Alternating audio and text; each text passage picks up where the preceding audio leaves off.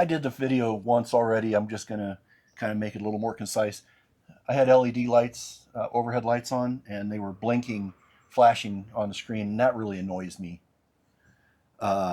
So getting back to my Akaso Brave 7LE and my cage quest, I had bought a couple of cages meant for the GoPro Hero 567.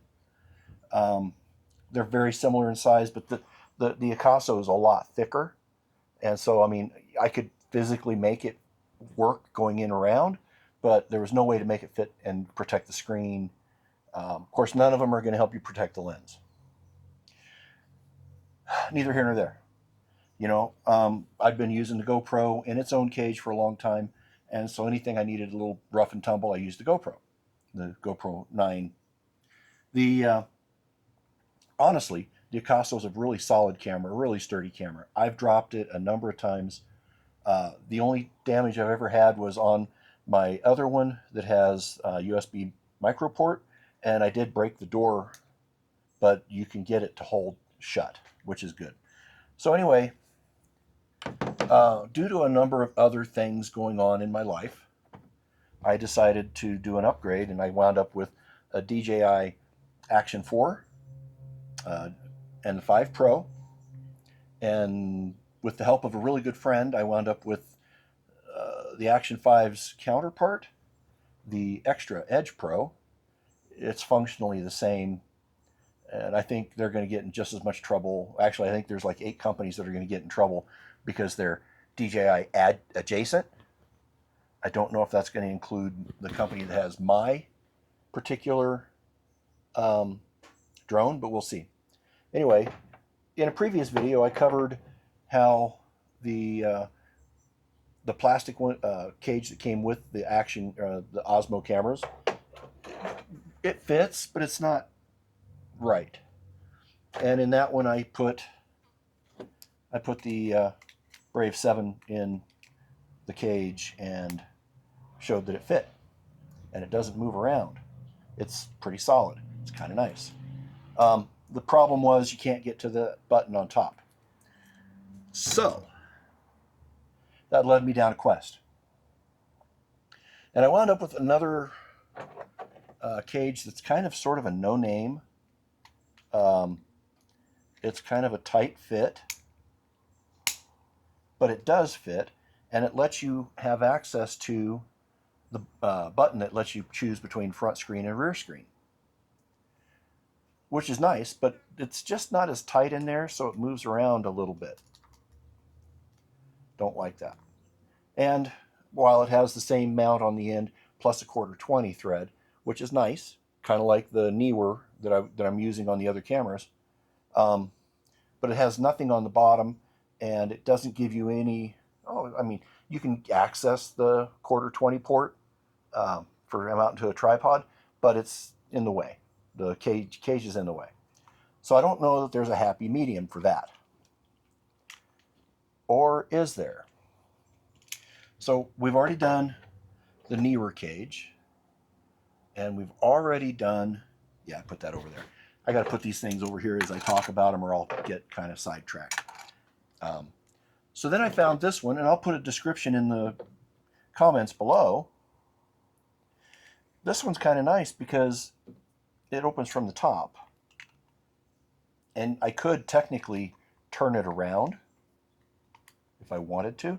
However, if I do that, I'm not going to necessarily have access to my shutter release. But it opens from the top, and it fits a lot tighter than that other one did. Fits a lot like the Neewer does. So it's in there. Again, you have access to the shutter button.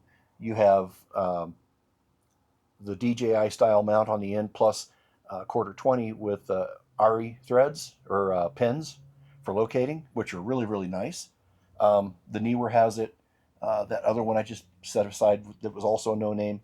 And there's enough room in here without getting into the cold shoe mount that I could drill in and get access to mill out this area here and get access to that button. But is that button all that important? I don't know. Anyway, but it has the same bit on the side for the DJI mount, but it has one on the bottom too. Whereas the others all count on the camera to be able to use those. And it has 1/4-20 thread.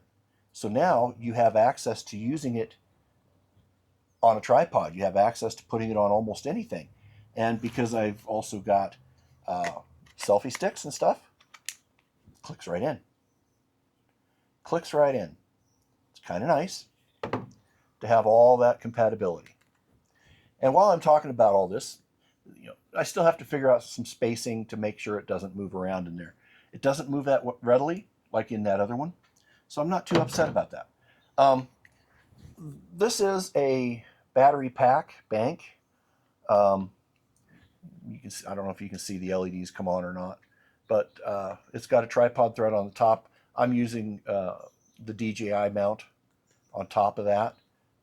It's got USB-C, which is in and out, and it also has a USB-A, so you can charge things off of this.